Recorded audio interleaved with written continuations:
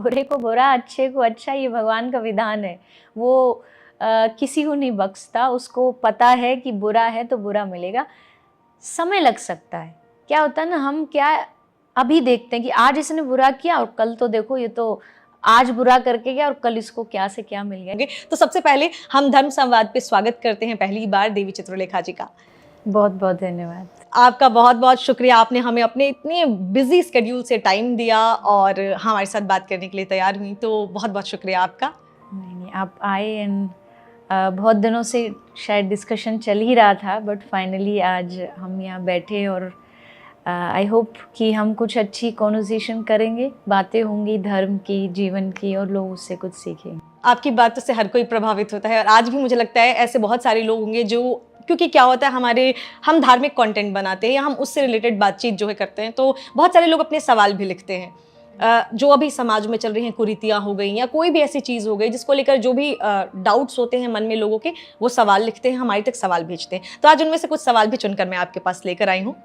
तो जो सबसे पहला सवाल है, एक डाउट है लोगों के मन में देवी जी की, बहुत सारे लोग कह रहे हैं, बहुत सारे, कि व्यास होता है, व्यासिनी नहीं होती, कि महिलाएं जो हैं वो प्रवचन कर सकती हैं लेकिन वो कथावाचन ऐसे नहीं कर सकती। तो क्या व्यास होता है, व्यासिनी नहीं होती? ये सबसे पहले डाउट आज आप क्लियर कर दीजिए।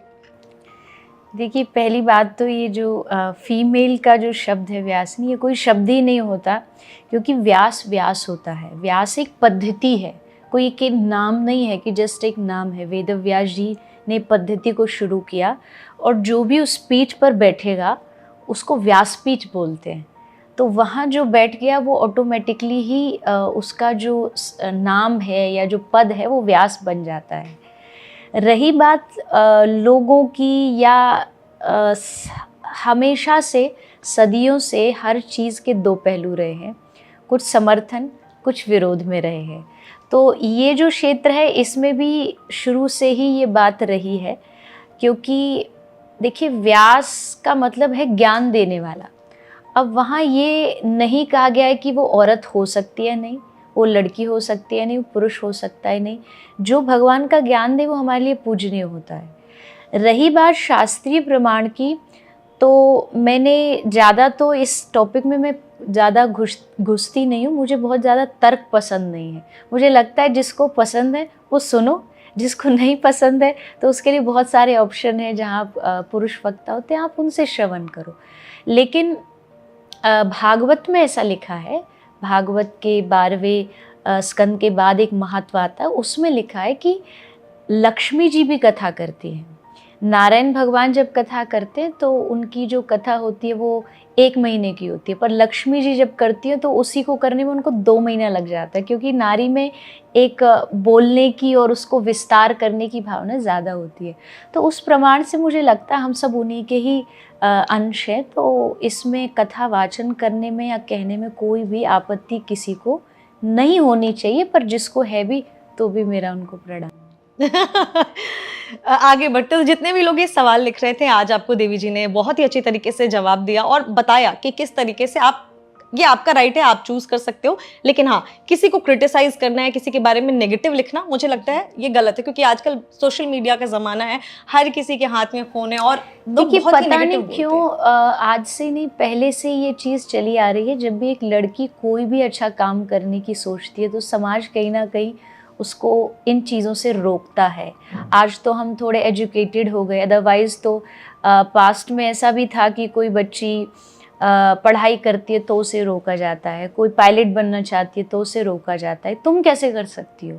तो ये शुरू से रहा है, लेकिन स्त्रियों को कहीं ना कहीं इस चीज़ के लिए हमेशा से एक फ़ाइट करनी पड़ी है और मुझे लगता है आगे भी करनी पड़ेगी। अगर आप सच्चे हो तो, अगर आप गलत काम नहीं कर रहे हो तो आपको कहीं भी अपने आप को रखने में संकोच नहीं करना चाहिए, क्योंकि आप समाज का हित कर रहे हो। इसी से जुड़ा हुआ एक और सवाल है कि बहुत सारे हमारे जो है धर्मगुरु जो हैं या फिर बहुत सारे और भी लोग हैं जो ये कह रहे हैं कि महिलाएं गायत्री मंत्र नहीं पढ़ सकती, और यकीन मानिए जिस दिन से मैंने वो क्लिप देख ली है मैं भी कभी कभी डर जाती हूँ। तो मैं आज आपसे जानना चाहूँगी कि क्या महिलाएं, हम गायत्री मंत्र नहीं पढ़ सकती हैं? देखिए मैं पर्सनली कहूँ तो मैं नहीं उसका पाठ करती हूँ, क्योंकि मेरा जो गुरु मंत्र है वो अलग है। लेकिन शास्त्रीय पद्धति में देखो क्या होता है ना, कभी कभी जैसे लोग कहेंगे हनुमान चालीसा नहीं पढ़ सकते, वेद नहीं पढ़ सकते। तो पढ़ने में या भगवान का नाम लेने में मुझे नहीं लगता कहीं भी किसी को भी कोई बाधा है। कुछ विधि विधान हो सकते हैं, उसमें हमको भी ज़्यादा फोर्स नहीं करना चाहिए कि नहीं हम तो करेंगे ही करेंगे। वहाँ में थोड़ा सा अपने आप को भी समझाना चाहिए। अदरवाइज़ तो अगर आप गायत्री मंत्र जाप करते हैं, आप महामंत्र जाप करते हैं, आप गुरु मंत्र जाप करते हैं, तो आप उसके अधिकारी हैं। आप हनुमान चालीसा पढ़ सकते हैं, आप हनुमान जी की भक्ति कर सकते हैं। तो ये चीज़ें कई बार हमें डरा देती है, जैसा आपने कहा डर लगता है। लेकिन फिर बात वही आती है कि डरें क्यों? जब आप कोई शुभ काम कर रहे हो, जब आप भगवान का नाम ले रहे हो, आप माता का नाम ले रहे हो, तो उसमें भय कैसा, उसमें डर कैसा? तो मेरे हिसाब से तो मुझे नहीं लगता कि इसमें कोई भेदभाव होना चाहिए। सब अधिकारी हैं, सब उसको अपने रुचि अनुसार कर सकते हैं। यानी अगर कोई महिला पढ़ना चाहे तो वो पढ़ सकती है उसकी। तो जितने भी लड़कियां मेरी तरह अगर आप भी परेशान हो रही थी सोच के, तो आपको देवी जी ने इसका भी जवाब दे दिया। आगे बढ़ते हैं, भागवत पुराण के बारे में एक और शब्द आता है आजकल, क्योंकि हम जब इस चीज़ को देखते हैं तो हम पढ़ते हैं उसके बारे में, देवी पुराण भी आता है। ये देवी पुराण और भागवत पुराण, ये दोनों में क्या अंतर है?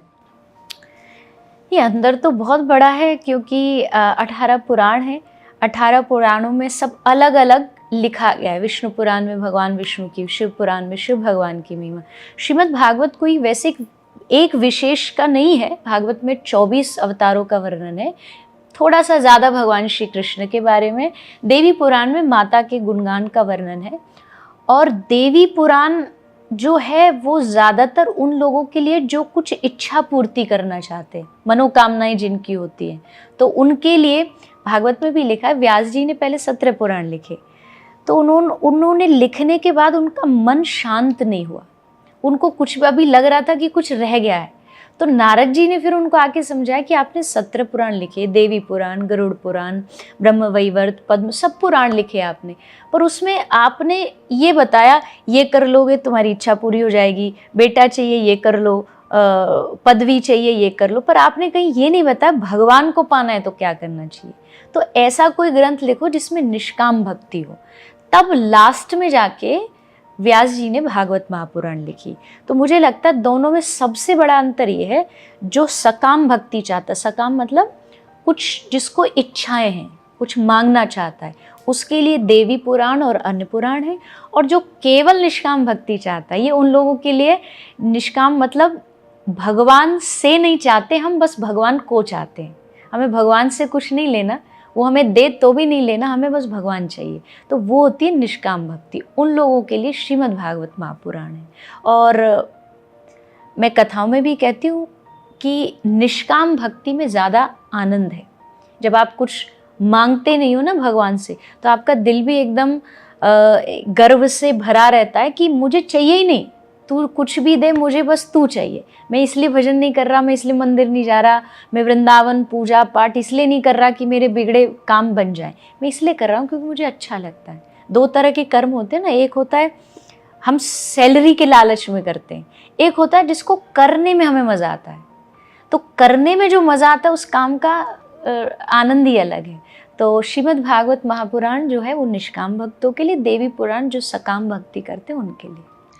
जो आपने एक चीज़ बोली, तो जैसे कहते हैं ना कर्म कर फल की इच्छा मत कर, लेकिन आजकल लोग हैं वो फल की इच्छा में ही कर्म करते हैं, और अगर ना करें तो फिर उनका आगे जीवन कैसे चले? तो इसके लिए आप क्या कहना चाहेंगे कि मतलब वहाँ तो कहीं ना कहीं हर किसी का कुछ ना कुछ स्वार्थ है वो कर्म के पीछे। देखिए, बहुत ऑब्वियस बात है, अगर आप एसी के पास जाओगे तो आपको ठंडक मिलेगी, आपको मांगनी नहीं पड़ेगी, आपको ये कहना नहीं पड़ेगा मुझे ठंडक दो, ऑटोमेटिकली मिलेगी। आप आग के पास जाओगे, आपको मांगना या कहना नहीं पड़ेगा, अपने आप आग मिलेगी। तो भगवान के पास जाके आपको फल मांगना नहीं पड़ता है, वहाँ अपने आप मिलता है। मांग करके कहीं ना कहीं आप अपनी ही आपको एहसानमंद एक भगवान को बना देते हैं। बिना मांगे भी वहाँ सब कुछ मिलता है। बिना फल की इच्छा किए क्या भगवान फल नहीं देंगे? हर एक कर्म का फल का विधान है। अगर आप अच्छा करोगे तो फल अच्छा मिलेगा, बुरा करोगे तो वो बिना मांगे भी मिलेगा। पर हम मांग कर, क्योंकि हमें आदत पड़ चुकी है, हमें बचपन से सिखाया गया एग्ज़ाम आ रहे हैं, हनुमान जी को जाके कहो कि आज एग्ज़ाम अच्छा हो जाए, हमें यही सिखाया घर में। तो अब बच्चा क्या करेगा, साल भर तो हनुमान जी के पास नहीं जाएगा, लेकिन जब उसको पेपर होंगे तब वो हनुमान जी के पास जाएगा। क्या ये भक्ति है? नहीं, ये भक्ति नहीं, ये लालच है। और ये हमने ही सिखाया बच्चों को कि आज शनि है, आज ये कर दो, आज मंगल है, आज ये कर। ऐसा नहीं, भक्ति ऐसे नहीं होती। फल आपको भगवान स्वयं देते हैं, उनको पता है, एक एक चीज़ का हिसाब पता है, आप कब कहाँ कर रहे हो, कहाँ छुपा रहे हो, कहाँ बता रहे हो, तो वो सब हिसाब अपने आप दे देगा। फल की इच्छा ना करो का मतलब ही यही है कि कर्म करते चलो और उसका फल आपको अपने आप साथ के साथ मिलता जाए।